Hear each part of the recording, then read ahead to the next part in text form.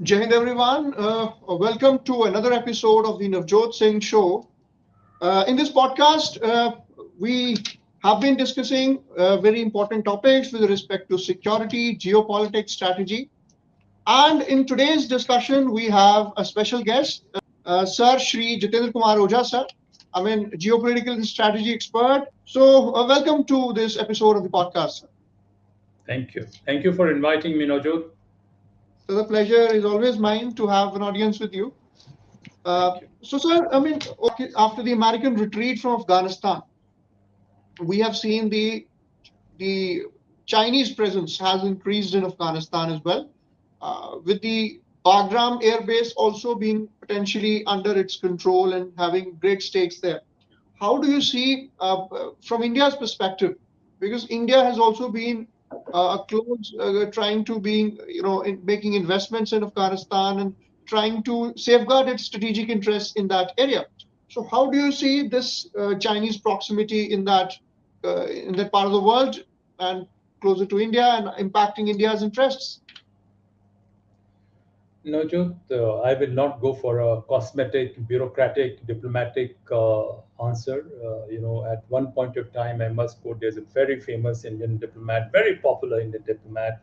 I think this would be there on record when I said that China will do everything to scuttle and crush India so that we do not pose a threat to Chinese domination or hegemony in this region and beyond. And if India as a democracy does very well, it will threaten stability of Chinese Communist Party. So they have used a variety of instruments and weapons, and our systems have given space to that. An Indian brain being, as I said, the people who are controlling us, clerical, cop-like, or this thing anywhere, is very disappointing, that they are not able to see it. Many great diplomats also use, oh, China was saying this, but now they're not talking about it. Look, you don't understand. By learning the language of China, you can't understand, you need to understand human behavior. You need to understand different. Once you have a larger picture, then you have to see the journey of China. Then you have to see the people who are there. Then you have to see what kind of equation is there. So this is possible to anticipate. I'm not saying that all Indians are not able to anticipate. Many Indians, including my course, I'm an NDC alumnus. My course mates in NDC, exactly. But anyone who thinks, talking about the sound statecraft and restructuring, everyone has been shunted, sidelined, marginalized. So we don't know what is happening. So what you're talking about, China's this thing, Chinese model is very unique. You like West tried to say, oh, 2015 they have predicted there will be democracy in China. Very strange kind of thing. The West is such a knowledge base they have, and yet they commit mistake. It baffles me. I don't know whether it was part of some information warfare or propaganda. I don't know. So what you're talking about, China? Look, China has been territorially expanding. China believes that you need to expand territorially to an extent, two or three or four circle, concentric circle of Kautilya we're talking about. China has been practicing it. The best wisdom of all these war theories and strategy, China appears to be pursuing it. Of course, it has its own constraints and limitations, but despite that. So China is very clear that it has to emerge not only the dominant power in this region, but eventually the most powerful state in the world. And it is trying to build commensurate capacities. But yes, its own psyche of deceit, treachery, violence, brutality, cruelty is also there. That Mao killed 4 crores of Chinese at one point of time. Large number that in cultural revolution, 4 crores Chinese have disappeared. Now people are not talking about until 2, 3 years back, 4 years back, it was said that 2 million Chinese have disappeared. Jack Ma is also in a pathetic condition. There are not many big billionaires in China. They're trying to create some kind of this thing. So China is very clear that it has to territorially expand. It has to scuttle rise of India, not necessarily through war, through indirect Pakistan is one means, but there are a variety of means that they have destroyed our our manufacturing capacities and series of things they have done. We don't know what the exact quantum or volume is, but instead of focusing in China, as I say, we need to put our own house in order, keep law and order, to creating institutions of excellence, to ensuring that our best talent do not have to migrate to some other country and contribute to their empowerment. All these things we have been failing now, Joe. So this is why you were absolutely right that Pakistan was consistently encouraged by China. Of course, the dynamics were such that Pakistan and Taliban fell out, but now China has again ensured that Pakistan and Taliban, they are able to have a workable understanding. Taliban also over there, the people are saying, okay, if they get a degree of rent or something, a share in their in the whole loot of their resources, they are perfectly all right. And China is very consistently and systematically ensuring its own access to resources, not only in Pakistan or Balochistan and Afghanistan, but as I said, in whole of Central Asia. And their strategic community experts are worried. Right. Same thing is happening in Far East Asia. These massive ocean reserves, etc. South China Sea, one you are able to see. So China is trying to use now naval power. I must mention, that last few years, 3 4 years back, I had said, and even now the gap has increased. China has built massive, maritime capacities, and maritime capacity, how it has to be done. You're digressing from your question only to give you a perspective that to build military ships or naval ships, you can't build it in isolation. You have to see that an entire ecosystem is created for the same. So they have created an ecosystem by having access to markets in Africa, to Far East, to this thing. They need a massive commercial shipping industry, which they have come up better than South Korea. Certain cases they have been having this kind of basis. Port diplomacy, large number of commercial ports they have managed to acquire, and alongside this commercial shipping, they've also been carrying out information reconnaissance and other R&D facilities, missile and other technology. But at the same time, in shipping also, they have put far more total number of naval assets of China is higher than even America. So everywhere they are, this is a remarkable phase of transformation. I don't know whether it happened at any other point of time in the history or not. It's a different thing that Xi Jinping has extended his tenure. He may remain at life, remain at the helm for life. What is going to happen? That is one area, that is a worrying aspect, and people disappearing and that oppressive aspect of China. But at the same time, what Deng Xiaoping has done from that point onwards, they have built, as I said, strong enforcement capacity, strong R&D capacity, isn't it? Strong economic, everything to support. Of course, nothing is perfect, but they are going with a design. In that design, as I said, that we are doing very well given the constraints in the system. But we need a very radical restructuring of all our institutions, right from our political. This is what agitates me, and this is what probably I may have been targeted through criminality, fraud, forgery, and all round subversion of Indian institutions. For thinking, for seeing this, that this is happening, and probably in certain my lifetime, 15 years of my life, this has been almost wiped out. I'm just busy talking to you and giving some lectures, but this was clearly on the cards that this is what they are going to do, and everything is on expected lines. There is no surprise as such. So China is very clear, and that India might have been a superior civilization, but they run us down. That something is wrong with us. That's why we were occupied by foreign powers, and they declare themselves as the oldest continuing civilization state. They run down even America. So whatever they are doing, they have built certain capacities. What is going to happen in future? We do not know. There will be some contradictions. Some contradictions are there already. Certain setbacks are there already, because you cannot create such massive this thing on and then you continue to be at the same position. So they have expanded themselves massively. But the real worry is that China's given opaque, authoritarian, oppressive system where some individuals are more powerful than others. There's a genuine apprehension that someday China will explode or implode, whatever happens, and everybody will be a victim.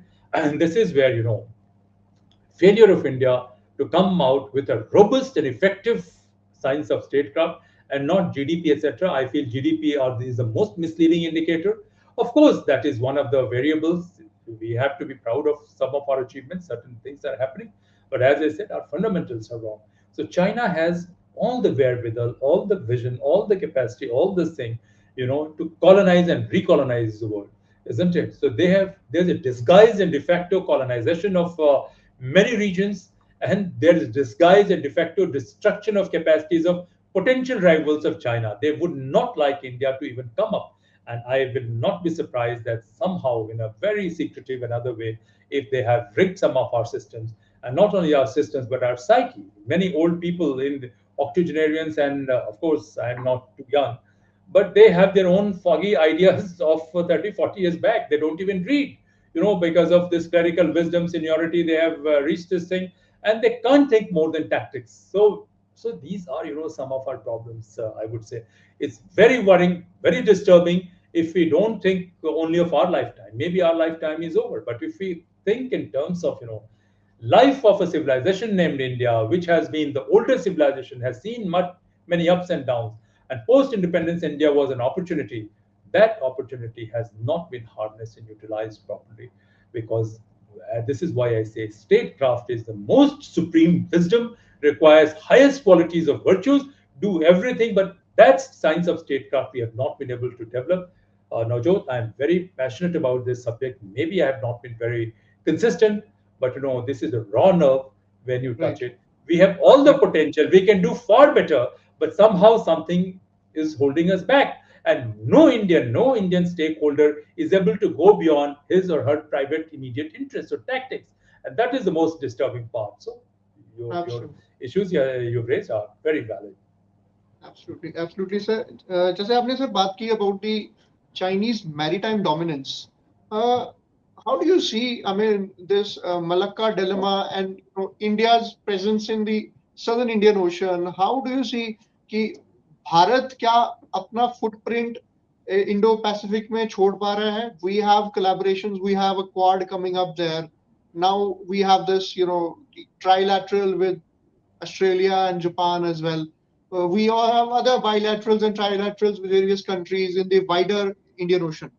How do you see? I mean, China की hegemony जैसे आपने बताया कि China is trying to, pin itself as a leader, not just the global South, but it's now taking head on with the United States as well. तो इस context में sir कैसे हम going forward? What has to be India's response? India cannot be just sitting coy and being, prey to the string of pearls. Our necklace of diamonds is there, but how effective? I need your perspective on this.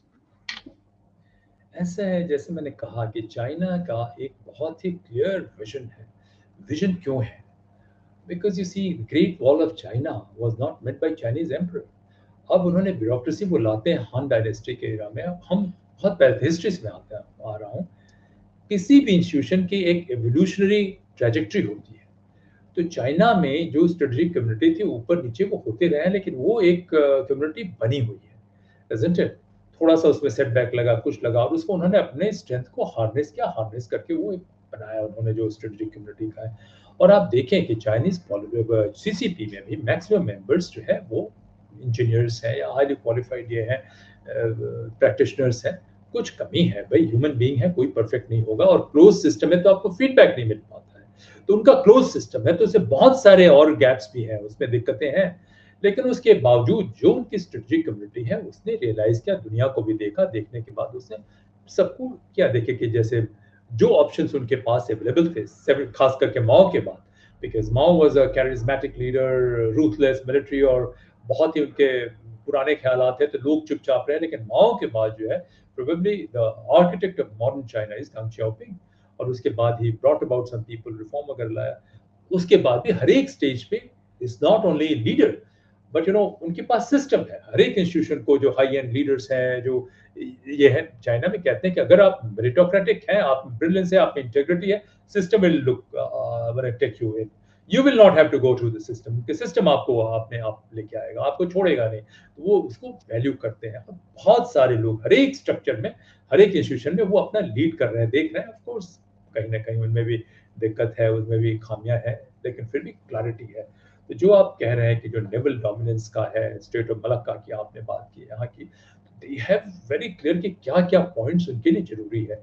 देखिए कि अगर वो बड़े supply roots, Alfred fair महान की भी आप देखें, तो मैं देखता हूँ महान और हेल्फ्रेड मैकेंडर से लेके वो पुराने सीरीज से लेके हर एक का एक रिजेम्बलेंस, प्रैक्टिसिंग फॉर्म जो है कहीं दिखाई पड़ता है, तो चाइना में दिखाई पड़ता है. परफेक्शन के साथ नहीं है, कमी के साथ है, लेकिन उसमें एक कॉम्प्रिहेंसिव स्ट्रेटजी नजर आती है कि they are generating so much of surplus from these areas that that they are able to finance their technological upgradation.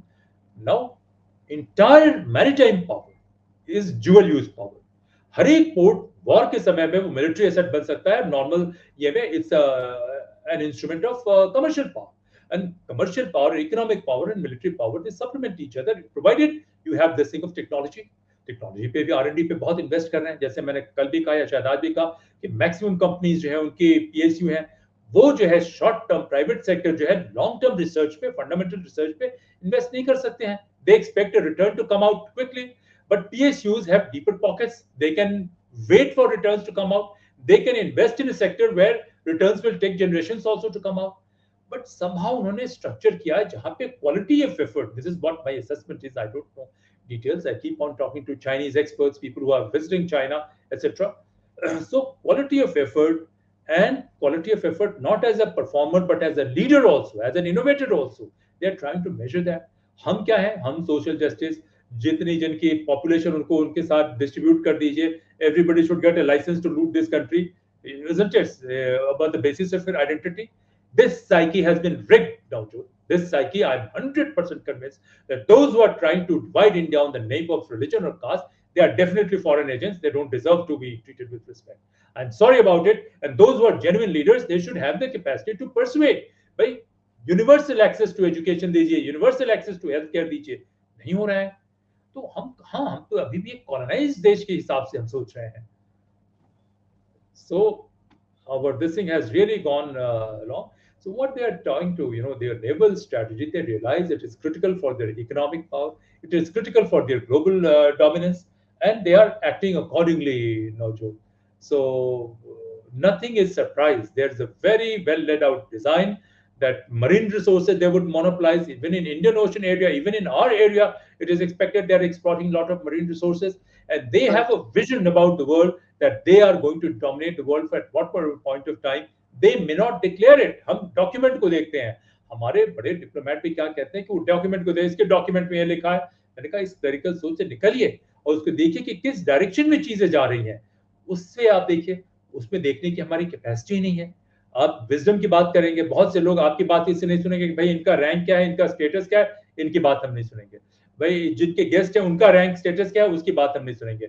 हम जो है सिर झुकाने के, सिजदा करने के आदी हो गए हैं. सही गलत का जो डिफरेंशिएट करने की जो कैपेसिटी वो खो गई है. तो our psychology has been rigged now, Jyoti, and it is possible to condition psychology of a state and society. So what they have done, shaped their own system, created this thing, highly racist, highly patriotic for Han Chinese, and they look down upon the world. They particularly look down upon India for whatever reason. But I'm not saying all Indians are bad. A lot of remarkable things are happening, but we are performing at a suboptimal level, and we need to think, where are we heading as a state and civilization both, and what these structures, policies, these are required, trilateral or quad dialogue, etc. These have a limit, isn't it? If you are really powerful, there are a variety of ways through which you can checkmate it. Of course, these dialogues are important. Of course, we should be, even BRICS is important. Everything is important. But you need to have a very clear vision about your goals, isn't clear about your statecraft. You need to have strong fundamentals, institutional capacity, strength.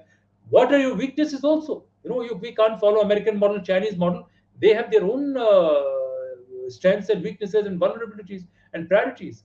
So no, I doubt that any serious thinking is going on.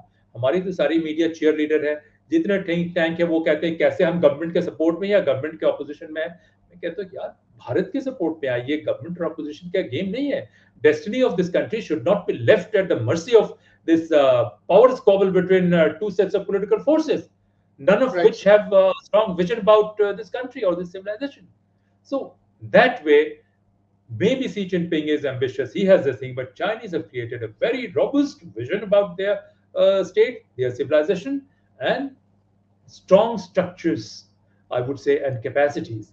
And that, as I said, that these are only manifestations, whether their policy in South China Sea, Strait of Malacca, or Far East, these are manifestation of same. Most of these small island nations, Micronesia and all these, they have virtually Tuvalu, they have virtually captured in entire force this thing, and their entire marine resources they have occupied, land resources they are occupying, Central Asia to South America they've occupied, built a kind of nexus with Islamic radicals somewhere, and at the same time they are crushing this thing. So this India's typical political babus are there. I say in politics also there are babus, academics there are babus, in judiciary there are babus, and media there are cheerleaders. So all this gang is not able to appreciate. Yes, some silent Indians are definitely there everywhere in all these institutions. They are working hard. They are trying to do this thing. And being outside that system, people like you and me, we can support them. That look, we have at least some group is there to appreciate and lend you moral support, and you are on right track. So this is what I would say. So So, sir, I mean, moving on with this Chinese development with the Chinese and the Chinese hypocrisy of, crushing the Muslims in the Uyghurs in their part of the world, and then at the same time forging those alliances with Pakistan as well. I mean, there is a one school of thought which says that uh, once there is the brewing conflict in Balochistan, when it becomes a little bit more, or maybe Balochistan becomes an independent country, China will very conveniently dispense off with Pakistan as well. So, what is your take on this? Hypocrisy on the part of the Chinese. this is no hypocrisy, no joke. This is Chinese way. In statecraft? Yes, this is no hypocrisy. They know, as I have said, weakness of India allowed, this, uh, these groups, weakness of India and Egypt also. Egypt was also a very old civilization, another civilization. These allowed, you know, this Islamic radicalism to spread, and after that also West has encouraged Islamic radicalism. Certain, I mean, no offense to this thing. There are many regressive and negative element even in Hindu rituals where hours and months together you have to perform certain things, which is terrible. It destroys our productivity. So anyway, that way, Chinese realize that certain practices of Islam, they preach hatred, they preach exceptionalism, preach. They want to crush it. They want to crush it. They feel this is bad for their national cohesion. So that's why it's not hypocrisy. Secondly, rest assured, they have no love for Pakistan, or even West has no love for Pakistan.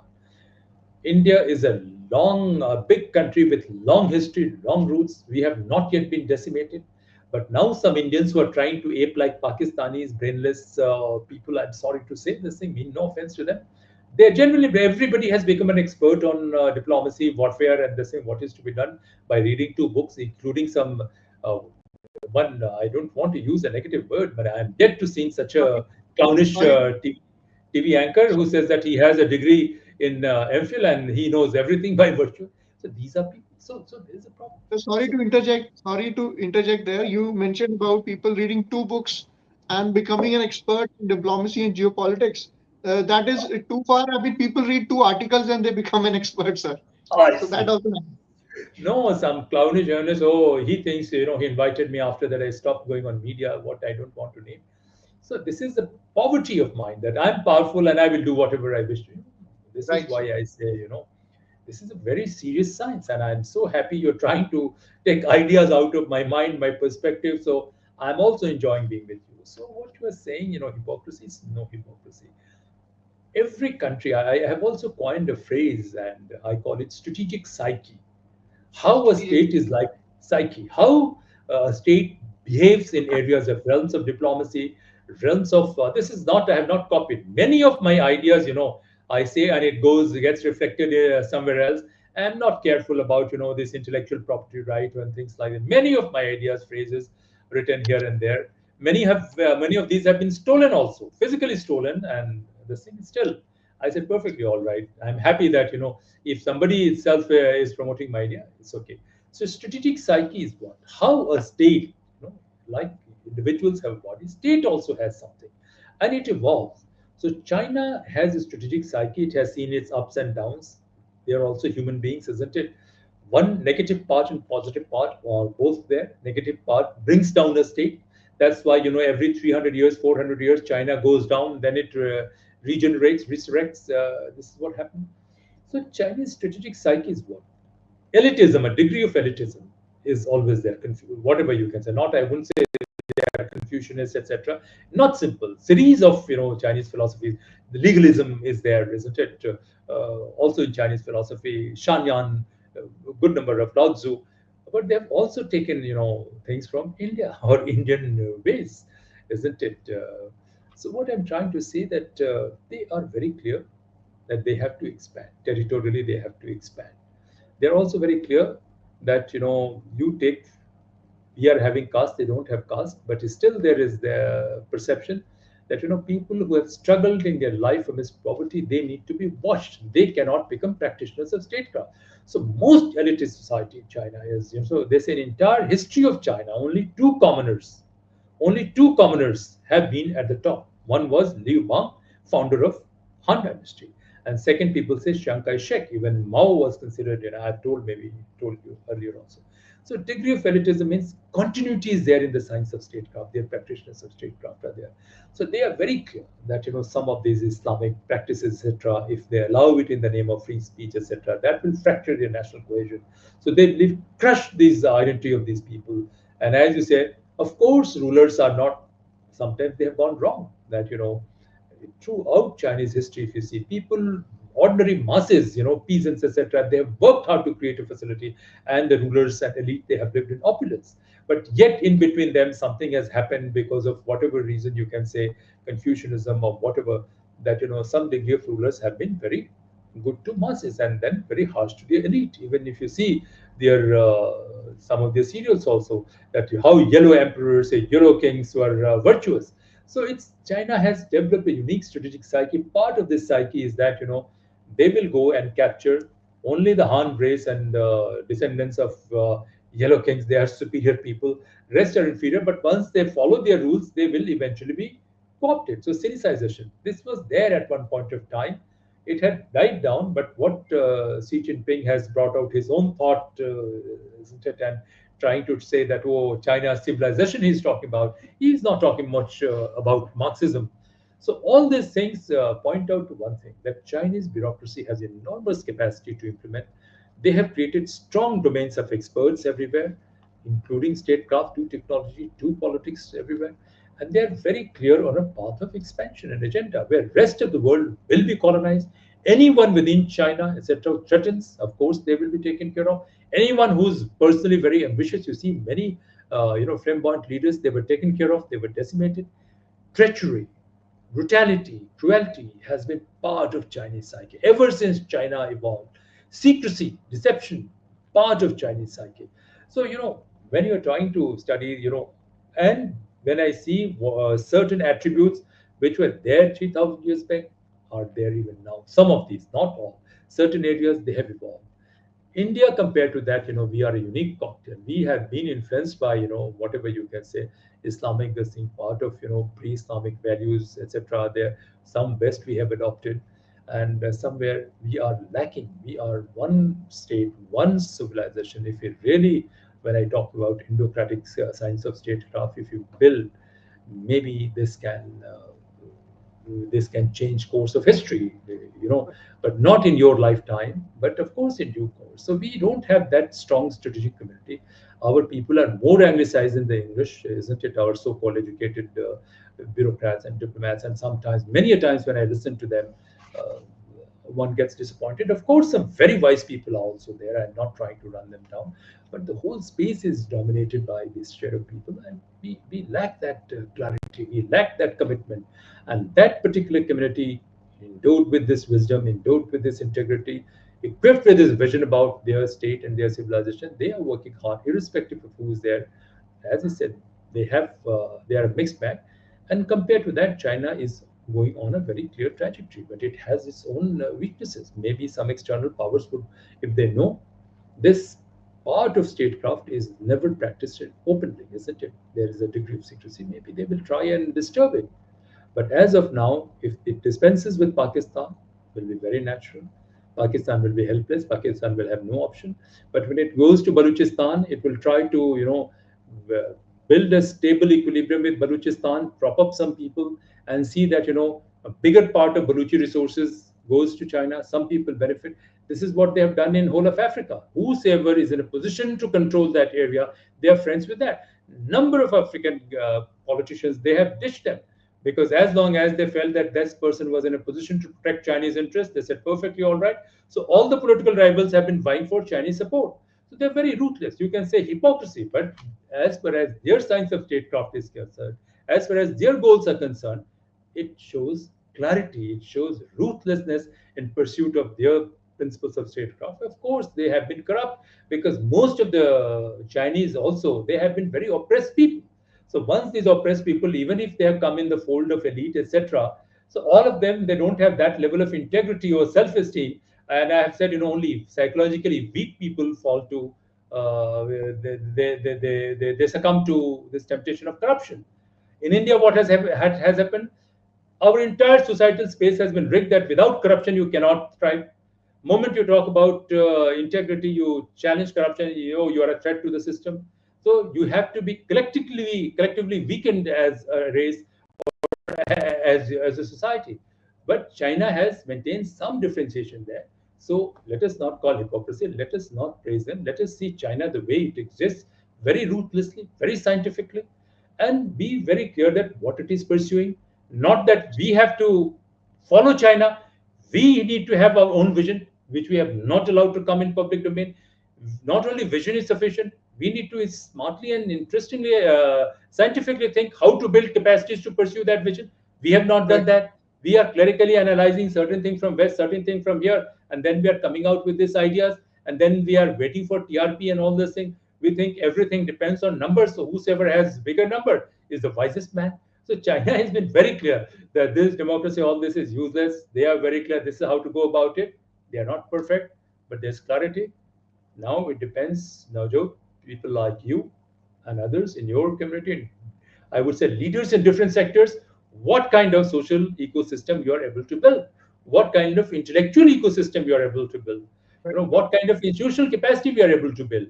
Because all said and done, we have to get the best of India, what we are. Of course, we are a mix of English and West Asia also. Those cultures came and come out with a Right, very right. I'd like to understand here. I would like to understand here about आपने बात की Chinese Confucianism की.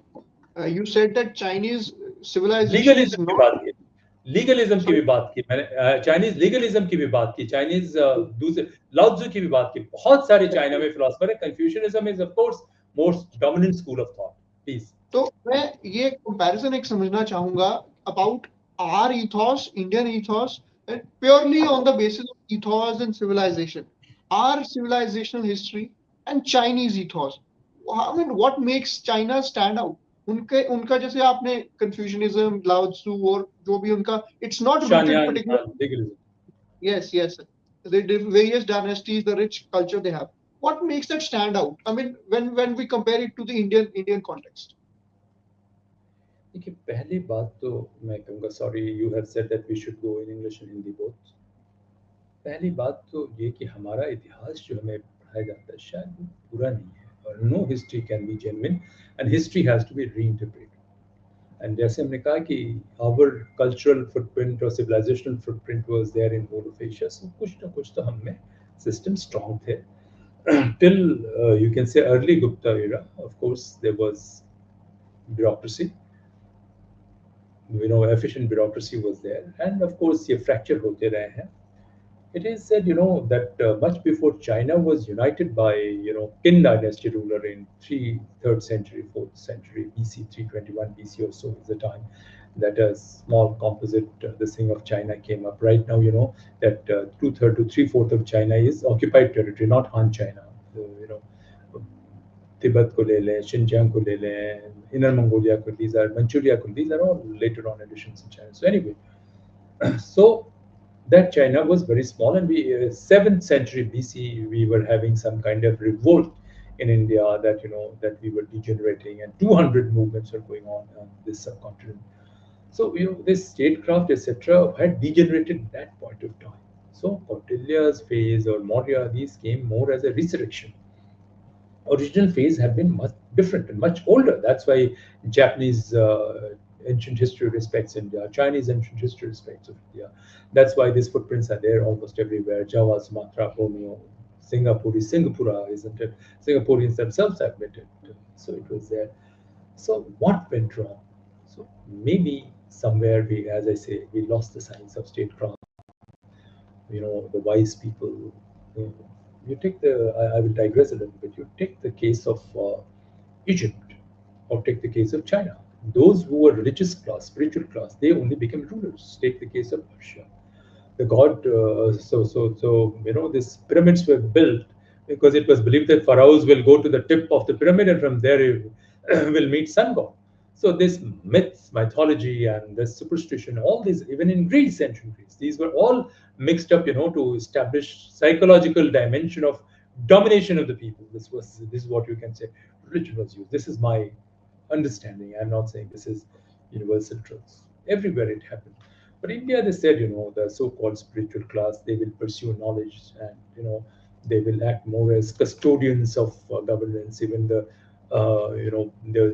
was a sociologists say that Sroti Brahmins means people who were descendants of knowledgeable class, or not descendants, those who represented the knowledgeable class, they got a little more respect than kings. So virtue and wisdom was given priority. Caste was not by birth. I'm not saying it. Oxford history says it. Cambridge history says it, isn't it?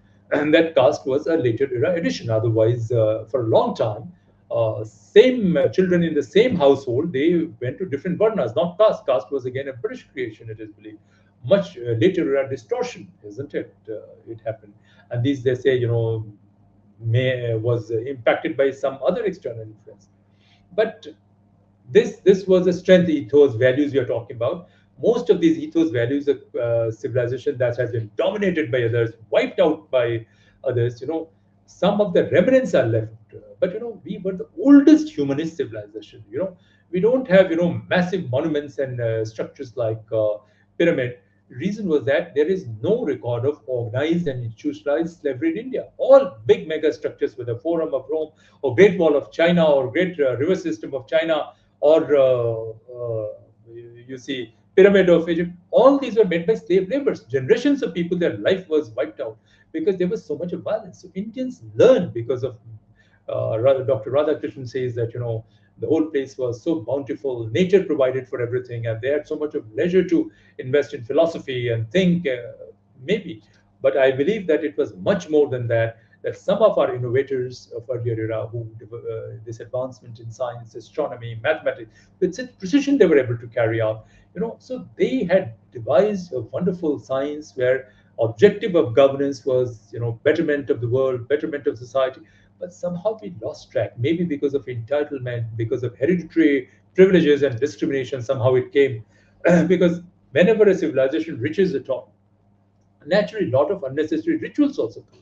So we see a decadent phase of Hinduism is there. So when you're talking about so-called Hindu revivalism, you have to be very careful that you don't copy and ape those aspects which brought about our decadence, isn't it? So somehow we lost direction. And China, what they did, of course, they were not perfect. They are appearing perfect because India has been degenerating. Islamic radicalism appears dominant and virtuous, and many people seek to glorify because a big civilization like India, which was there from Iranian civilization onwards, or maybe earlier, it had its roots even in Central Asia. And now some of my so-called Islamic diplomats also they disputed, but Syrians themselves said that their real name of their country was Surya, not Syria, because it had a lot of sunshine over there. And even now they say they refuse. No, no, this is not there. So they are ignorant, isn't it? So the whole thing, the problem starts. That I lost our science of statecraft, this vision of governance, virtuous people who could absorb and practice science of statecraft, isn't it? All those things were distorted. If you see, I mentioned to you the Shama Shastri's translation, or Ramaswamy Dikshita's translation of Kautilya. These books, I don't think these are there. I happen to access it at British Library, some of these things. So they say that even King Hao, ruler, not he was not given all the luxury and opulence, and he had power as we see in the West Asia. It was a very disciplined life he was subjected to lead. Those books. This is what it appears from there. Kautilya was not the first person to do the Yagya school, multiple Brihaspati school, this school, huge schools are being quoted, and they say because of this, in this context, this is what is required. So we may have devised a rule-based concept much before Hammurabi Code came up. But fact is that there has been a conscious effort to suppress us, but we ourselves are responsible. It's not that we revise, historians and academics can revise or rewrite history. But those who are practitioners, they have to devise a practicing science of statecraft, which can optimize our strength, which can enhance our ability to shape our, surroundings, shape our psyche, and then shape outside world. What is our political class doing? They realize, okay, caste divide is there. Exploit this caste divide. profiteer, rich, carry out big scams, hoodwink people in the name of caste, and rest of the so-called educated lot say, oh, politics is bad, they are doing bad things, we should not do much. So this is their private domain, and we don't realize that what harm they are doing. So this is what I would say, that we have not built this institutional structure. In case of China, as I said, even now high degree of meritocracy persists. Only the man at the top, how he gets elected, there is a system. There was a phase, from Mao onwards, or after the fall of Chinese empire, till Mao's era, this was a phase of instability. But because of continuity in bureaucratic system, which they have, and they have created a system, now even within CCP, whether this is right or wrong is a different thing. West would like to criticize it, but there is some kind of system is there. In that system, that system is able to harness energies of its talented people towards all-round betterment of its society. And so that is the strength of China. They have a very clear vision about them. They have not been undefeated. They have not been defeated. They have remained undefeated most part of their history, except for 60, 70 years when Mongols ruled them. So this is the strength of China. Absolutely wonderful. And I mean, the insights were really intriguing. I mean, the audiences will definitely learn a lot from this, because these are things that are not talked about too much. People talk more about what is happening at a very superficial level. Through this discussion, we try to delve a little bit more into the psyche, the institutional systems in China also, how that things are evolving there. And I'm sure, I mean, it is going to be a very interesting conversation for the audiences when they watch this. And thank you so much, sir. Thank you so much for this, for your very, very valuable insights again, sir. Thank you so much. I hope that I have hundreds and thousands of students in across various departments once I was teaching. But right now, I think I'm more of a thinker, isn't it? Not even strategist. So I'm trying to toss a few ideas. It's a very casual conversation. I hope some young people of your generation, people younger than you, they will listen to it. This will remain in record, because twice my work has been hacked and destroyed. Many of my works, which are very systematic, methodical, try to record very briefly not only history of civilization, but very critical analysis of their governance structures, how they have evolved, isn't it? Preventing equation, all these have been wiped out. So now I don't bother, to recreate it, but I hope that even this off-the-cuff and casual conversation also should be listened and should be appreciated by people of your generation, younger than you. And India is able to create a practicing science of statecraft. Of course, we have to derive pride. Our past is worth deriving pride, but many phases of our past is not all that, something we should be proud of, because that is how we lost. And of course, we have many weaknesses, so we should be conscious of our strengths and weaknesses. Thank you for inviting me. Very, very, very, very wonderful, sir. I mean, it's very important to have an honest appreciation of our, past, our civilization, our strengths, our weaknesses, and definitely, it's my proud privilege that to be having this discussion, and hopefully this will go down in the archives and people will continue to watch it and build up of their perspectives about various issues, not just related to statecraft, but of the larger things that are impacting not just India but the other global narrative. And I'm sure over the coming discussion that we will continue, this is going to get much enriching, deeper, and much wider, sir. Thank you again. Thank you for coming on the show. It's been a pleasure. Thank you, sir. Thank you, sir. Jai.